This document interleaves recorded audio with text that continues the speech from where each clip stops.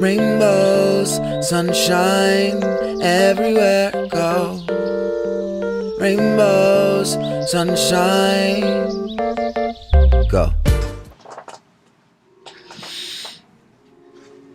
Hi everybody. This video is going to be really emotional for a lot of people. Before I get into anything, I want to just state that I'm only speaking from experience with myself, people I know, people I've helped. Everything that I state in this video may not help everybody. I don't know everything. I'm learning as I go.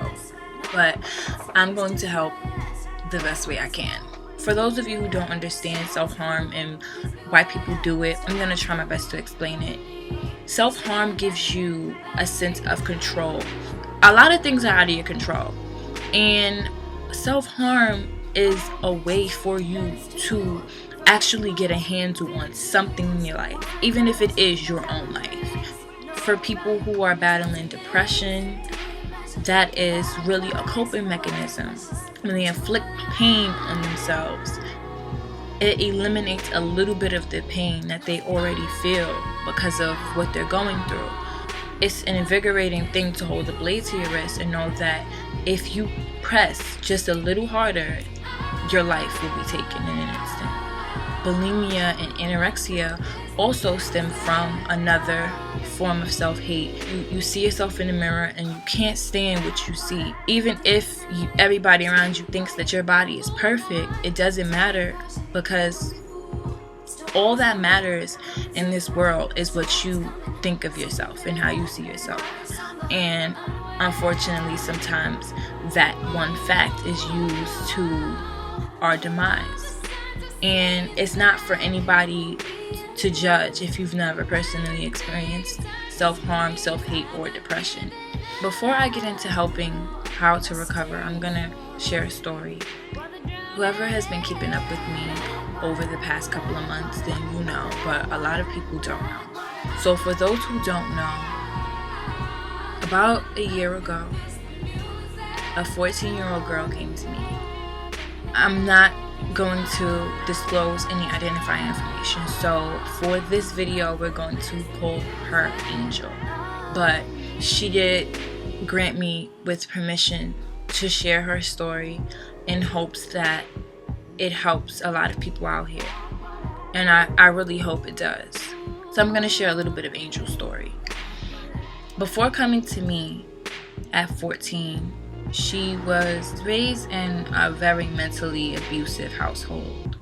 And because of her being told so many negative things about herself, she started to believe them for herself.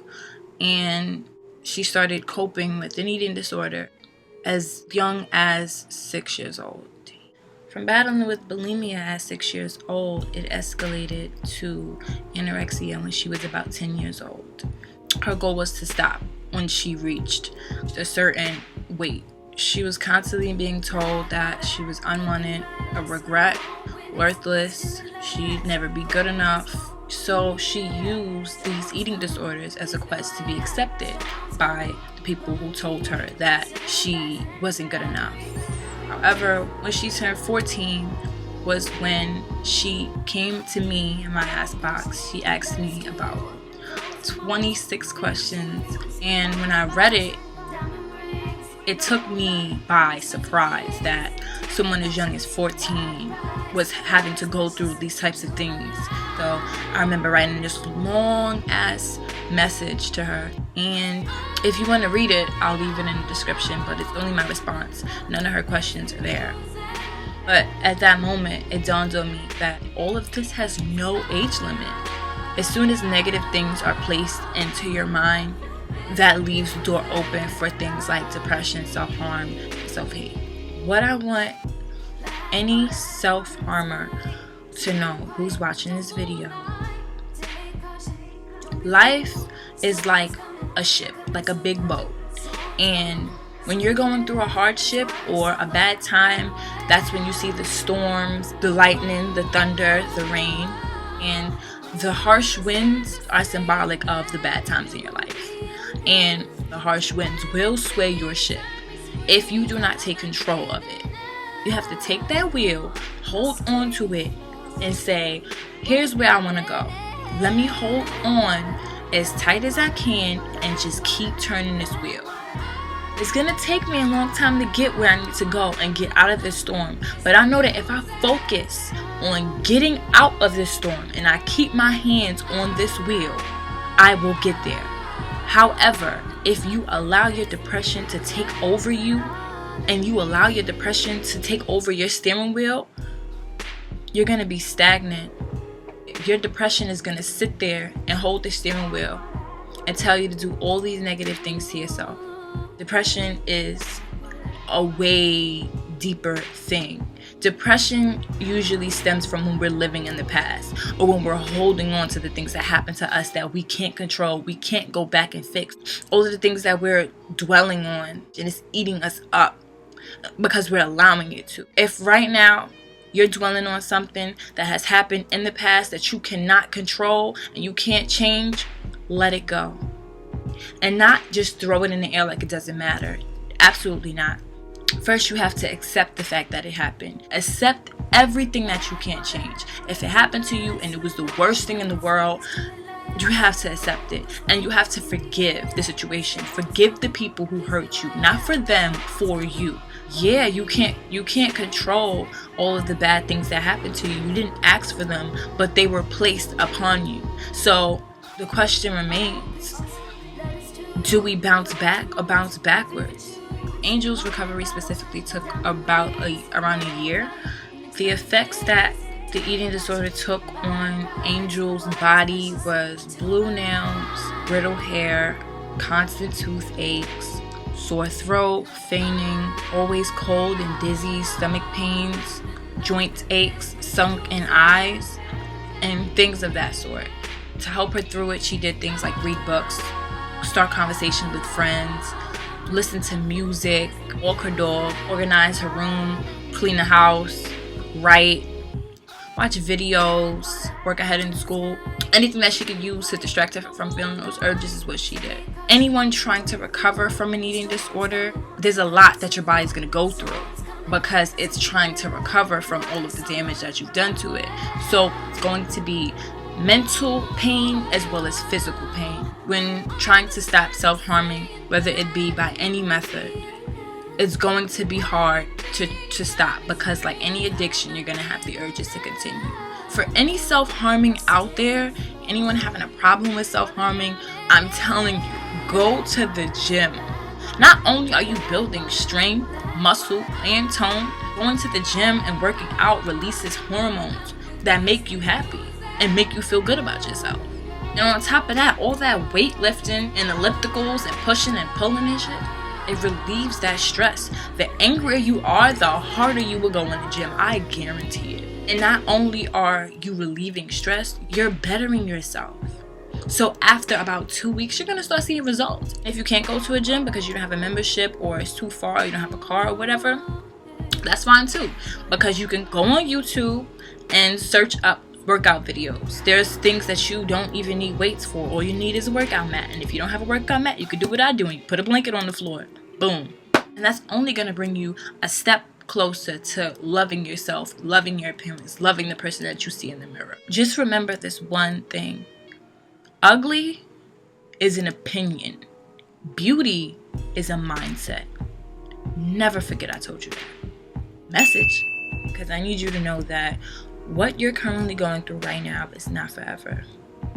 The problems that you had 2 years ago that you thought you couldn't get through, you thought were like the worst things that ever happened to you, guess what? It's 2014 now and you got through it. And the same problems that you're having right now, they're going to pass. This is not forever. No pain is forever. Nothing is permanent. Sharpies aren't even permanent. All you need is some hand sanitizer and it's going away. But the only thing that may be permanent is the scars that you left yourself because of all of the temporary problems in your life. It takes time for your body to heal the scrapes and the bruises and the burns. And just how your body is able to heal the hurt that was inflicted upon it time will heal the pain that is inflicted on your life. Little do you know, life has a way of working itself out. You have a whole life ahead of you to live. A whole life.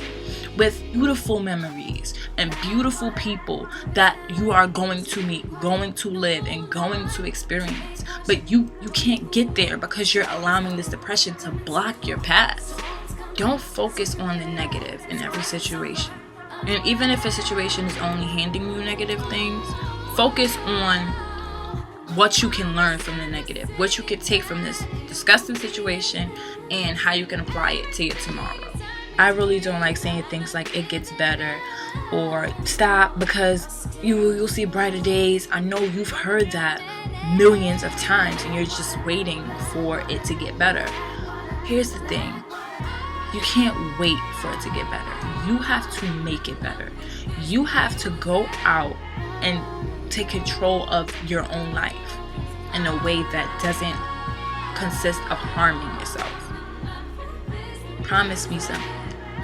Don't allow that blade, that rubber band, that fire, that opinion, or that situation to allow you to take you away from you.